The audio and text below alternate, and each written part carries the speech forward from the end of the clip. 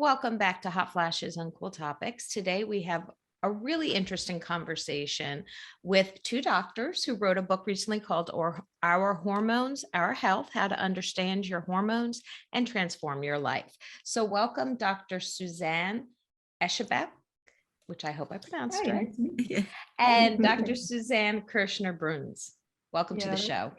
Yeah, that's me. Good morning. Thank you so much for coming on. You know, you sent us the book, which Bridget and I have reviewed. And one of the topics that we really haven't touched on that much yet this season, but we think is important, is epigenetics and endocrine disruptors. And you have a really interesting section of the book that talks about those. So we would appreciate if one of you kind of started the conversation with just explaining epigenetics and the role it plays for women in midlife. Yes, and I think our aim is not to talk about this typical menopause themes like hot flashes and all the things concerning to that. Yes, because I think that's mentioned very often. We're talking about that as well. We are talking about that as well, but we want to put this phase of life in a woman's life or in a human being's life in an actual environmental state we are all in. And that's, we are not talking about the female hormones, estrogen, progesterone, but which kind of external disruptors we have influencing our hormones, and not only the sexual hormones, but insulin and our hormones regulating our appetite or weight gain hormones, things like that. We want to find an awareness concerning the role of our hormones and our lifestyle and our environment we are living in, because it has changed dramatically in the last century, let's say, because the influence attached everybody in the industrial environment. And so another new thing is the epigenetics. We are not our blueprint in the genes, but we have the ability to change our genome by the epigenetics. We have a genetic code, but only more or less 20% is fixed. And in former times, we thought, okay, if my father was ill, my mother was ill, I could not change it. I can eat what I want. I can drink what I want. I'm the victim of my genetic code. And that's not true. Epigenetic shows us that the way or epigenetic code shows it's depend on our lifestyle, on the way we live, on our sleep, on the stress level we had, on the things we eat. And this is the fantastic news, because we are not victims, but we could be so strong and developing a healthy lifestyle and taking care of our hormones by ourselves. We should say one sentence to explain the science. It's a new science, the epigenetic. I think we talk about that for the last 20 years or longer. And so it's a very new science which came up when scientists really found out that we are not born as, or we don't grow up as we were born. So that more than education, for example, is affecting our health and our life. And that's what Susanne said, that now in the last 10 years and 20 years, so the environment became bigger and bigger issues. Yes, scientists, we mentioned the name Elizabeth Blackburn, for example, she got the Nobel Prize for it. Scientists find out the whole epigenetic code of a human being. And then we hope to find, oh, okay, she has diabetes mellitus or osteoporosis or cancer. Let's check the genes. Let's check the code. And you do not find in most of the diseases, in more than 80% of the diseases, you do not have a special area where it's written in the genetic code. But you have a lot of genes which are on and off, and there are other reasons if a phenotype came out or not, if a disease came out or not. And this is a very important thing for us as a medical doctors, to see the human being and to the women in a very personalized way. Did she has anything in her genetic structure that we should take care of? And how can we handle it that this prediction is not coming to a disease? Yes, if you have cancer in the family, you have to avoid everything which can support cancer, for example. And we have a new way to solve problems and to treat our patients with epigenetic. And by the way, this was first a big disappointment when scientists decoded the whole human genome.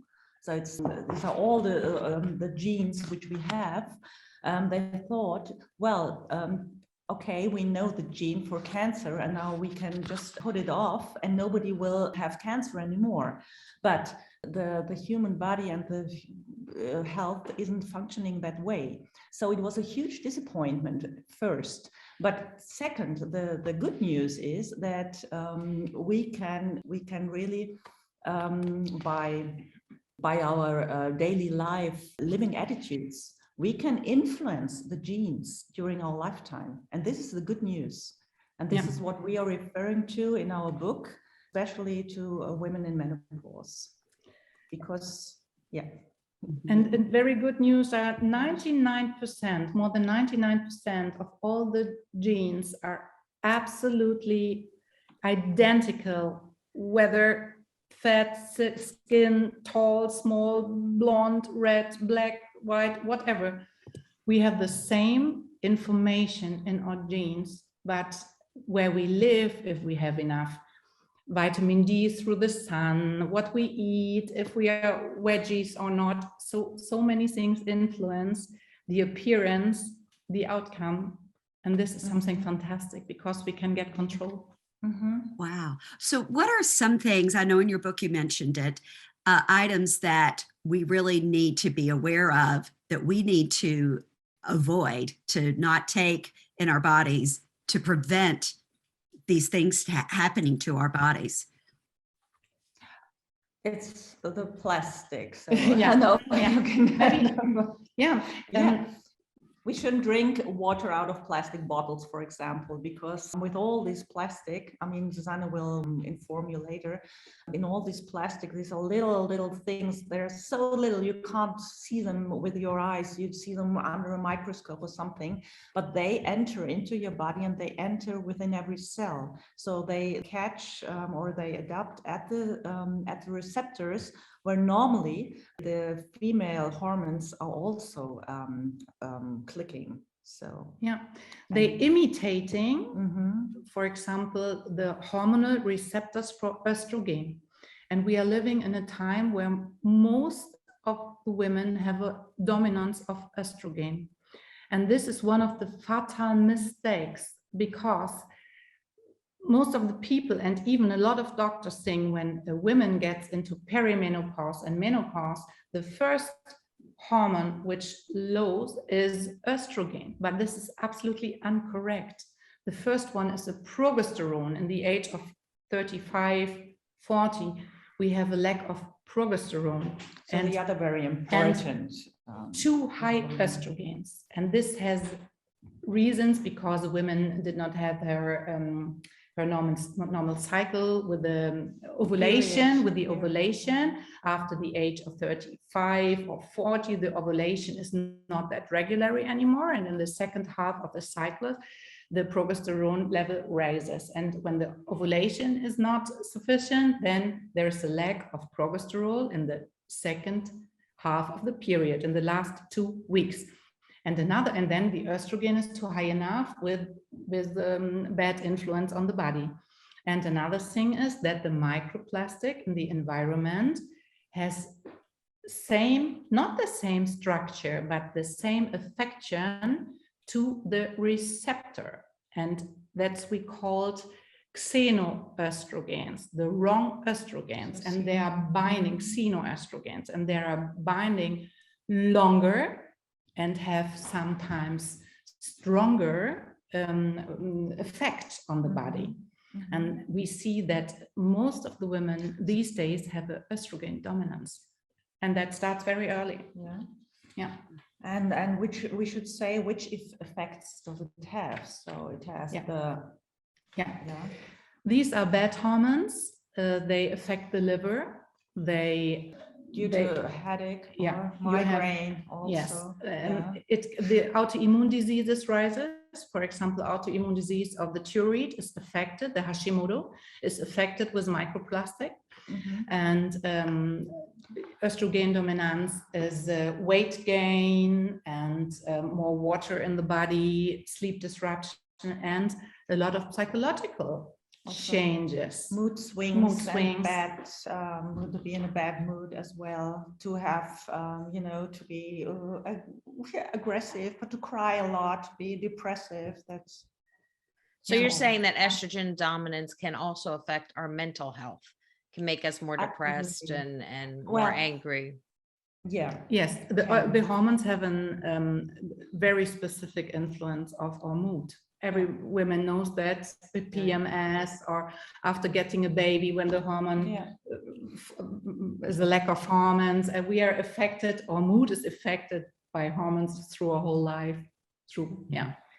And I want to come back to the epigenetic influence of our lifestyle. For example, something very important is the sugar industry with refined sugar, because it leads to insulin dominance.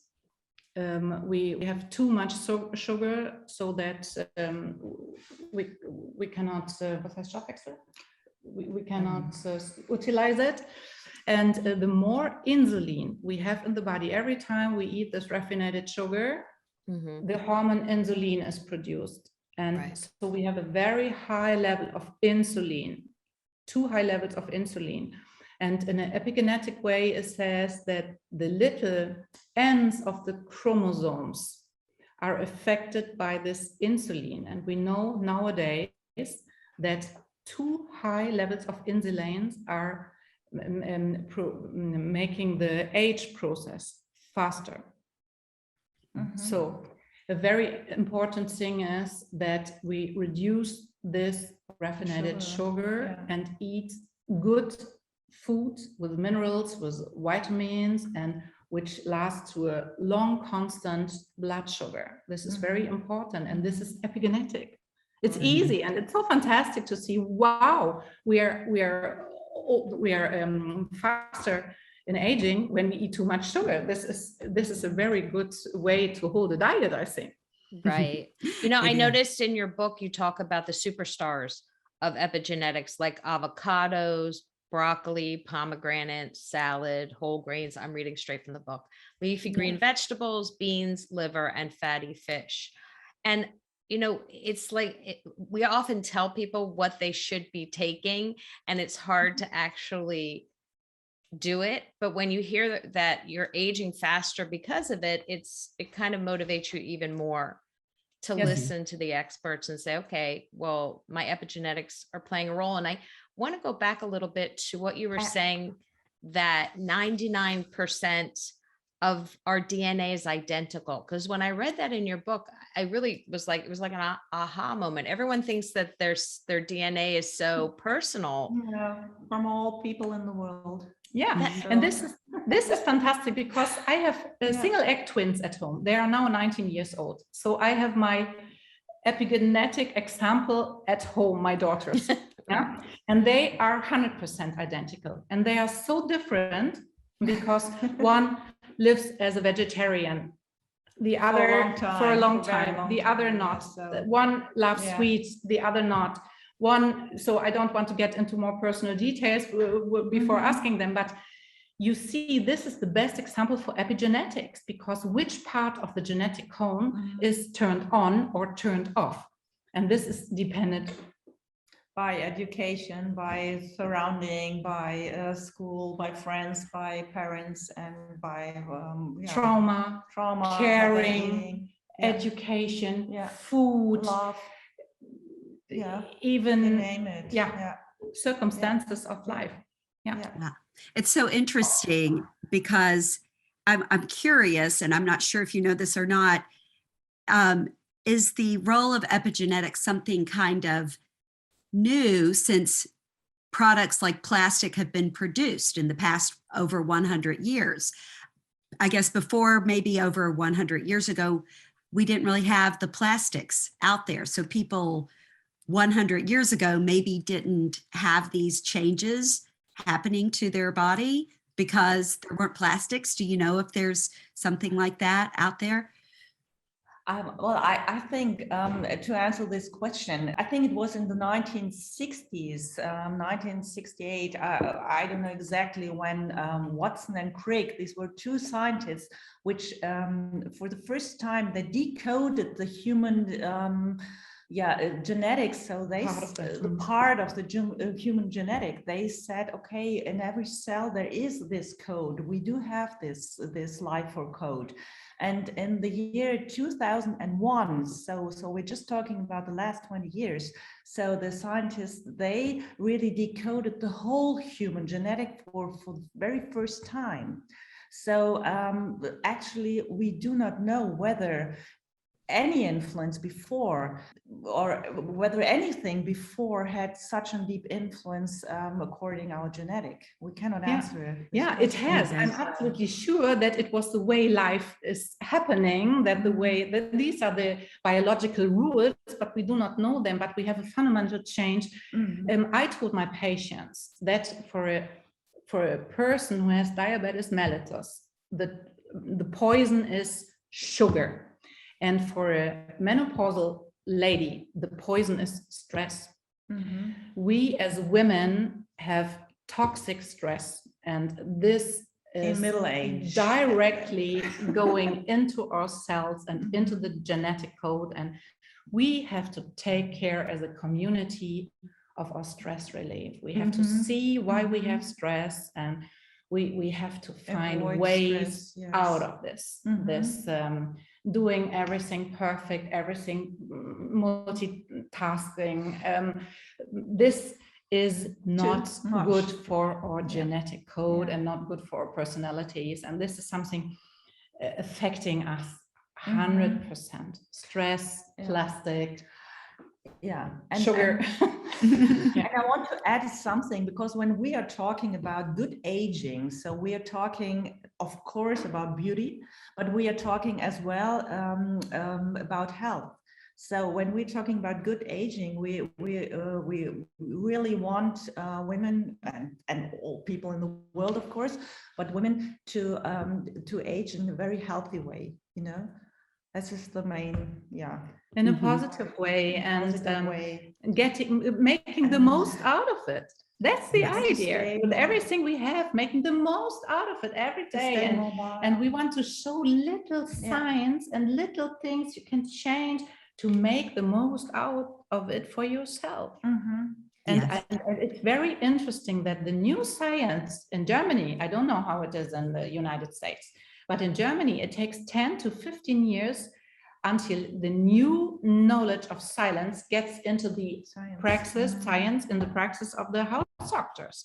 You think about vitamin D. We are working since 15 years now with vitamin D, and now everybody's talking about, yes, it's against cancer and winter depression and epigenetic, very important. And it took 15 years until we talk about this. And I think that we are doing with menopause now.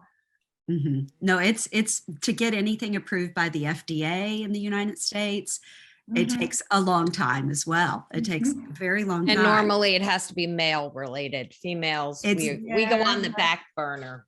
Yes, we are not looked at. But time is changing now. So yes, we hope so. We're very positive about that. Yeah. Another thing I noticed in your book that, and I can't remember which of you do this, talk to your patients, you ask them to bring in their cosmetics, their makeup.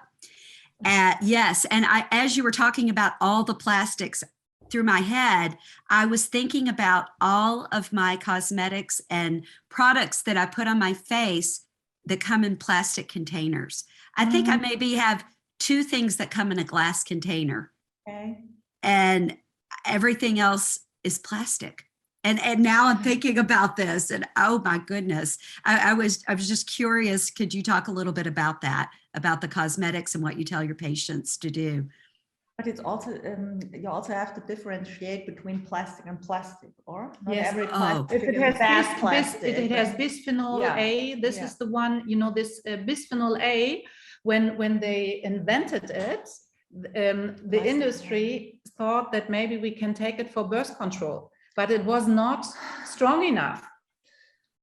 So For God's sake. yeah, so you can see the effect on the hormones was there, you know, and so we have this special bisphenol-free plastic bottles, and then you have to take care that there's not another bisphenol B inside or something. So I think there's a change going on too. And I think the good companies, and the very well-known companies, they really avoid this bisphenol in their plastics. I mean, they use plastic, so not every plastic you use, not every container you use is a bad one. So you can check at the bottom or whatever, or look at the website of the company who produces this, these containers or this cosmetic, and just go on the website, and I think they will inform you. And there you have apps, you can check the things in the supermarket, they can see what's inside. We are living in Berlin, and there's a huge startup scene, and sometimes you buy things afterwards, you can eat them. You do not know it's made out of soy or whatever. And that is hope, you know.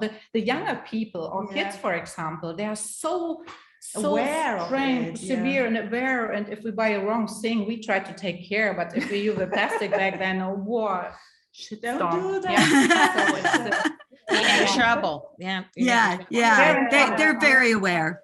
Right. They're very aware. And I just want to let our listeners know that when you were talking about the bisphenol A, it's BPA, and we'll have the spelling of it in the show notes so that you guys can check that out. So if you are looking for the ingredients.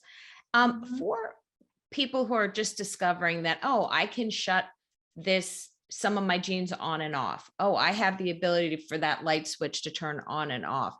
What are kind of the first steps they can take to educate themselves on the environmental issues that can affect their, aging and their health? What should they start with first? Because it can be overwhelming. Be aware. Where are the doors you open to your environment? What are you eating? What gets in the body? What's outside? We are part of everything. What air do you breathe? What are you eating? I think make a list what you use. That could be a first thing. Check your meals. What is important for you? Maybe what can you change? And to stay with the meals. So please avoid to eat something which is so ready-made meal, and just buy fresh vegetables and buy fresh fruits. And I mean, best is to buy them on the market, not in regional, supermarket, seasonal, not packed into unpacked. plastic again. Regional, but I think not to lose the fun behind it. You know, if you told a patient or somebody asking you, you have to change now, eat only salad, do this, do this, do this. We are not working with this radical. But when the patient came, we ask them, what's your wish? How much time you can afford to go to the market, to go to the supermarket, to do cooking, and we want to show them with easy little changes to live a healthier life. Or, for example, meditation and relaxation, yoga, calming down the little parts on top of our kidneys, the adrenals. How can you calm them down? Then it's not, okay, you have to sit now, meditate every hour, sitting position. People will faint. How can you? And get new stress. Yes. So. How can you take a walk, leave the car when you can, take time for yourself in silence, start breathing, get in contact with yourself. This self-awareness and this... start loving yourself. Self-care is a very important point. And start to communicate your wishes. So to communicate your wishes within the family, or within your boss, or whatever, or within your friends. So in order just to say what's good for yourself. Going back to nature, I think, is look how people lived 100, 200 years ago. Is it important to drink this brown sugar liquids, 3 liters a day, Right. you know. So think about what's good. Yeah, drink. If you want to drink alcohol, it's Have not water, not do it every day and too much. Going back a bit Yeah. of what's Mhm. practical. And a piece of cake. Of course, we eat cake. Of course, we eat, but not every day. Moderation. So I think the Yeah. balance is a very good thing. And to go take to a care good of it. practitioner, Yes. find out your risk factors, see Okay. what's in your family, Mhm. the medical drugs you have to take, diseases you have maybe, and then find the best solution. We are talking with our patients, we are not general medicine or internal medicines, but I say we are doing health coaching. We are talking like in the functional medicine. You ask your patients in which phase of life you are. Yeah, you have kids and job and problems with your marriage and changing living place, and not everything at the same place. Where is the space we can start working with each other to Yes. build a team? Yes. It's very important. Yeah, and to support each other. Trust also. each other. Yeah. Mhm. Well, we really enjoyed reading your book because I think it sheds a different light on this stage of life, and we always like being able to show all the different aspects of positive aging, of staying healthy, of the role environment plays. I don't think we talk enough about that in the States. So hopefully this will open a dialogue. Again, for the listeners, the book is called Our Hormones, Our Health, How to Understand Your Hormones and Transform Your Life. And I would like to thank both of you, Bridget, and I would like to thank you both Yes. for thank your you. time. We know in Berlin, it's a totally different time Time. zone. Yes. Yes. Thank you so much for having meeting us. you. It was Yes. a pleasure. Thank Oh, you it for was the great. audience listening to us, Yeah. and maybe to say we have a very good potential and we're living in a very good time. Yeah, as No women, fear, no yeah. panic. Everything will be very, very good if you have the knowledge about it. Right. Then Yes. Educate ourselves. It's Yeah, so educate, important. yeah. Okay. Yeah. Yes. Okay. Thank you so much. Thank you. you. This was great. Have a great night. Yeah, Thank have a you. great day. Bye-bye. Bye-bye. Thanks. Bye. Thank you. Bye.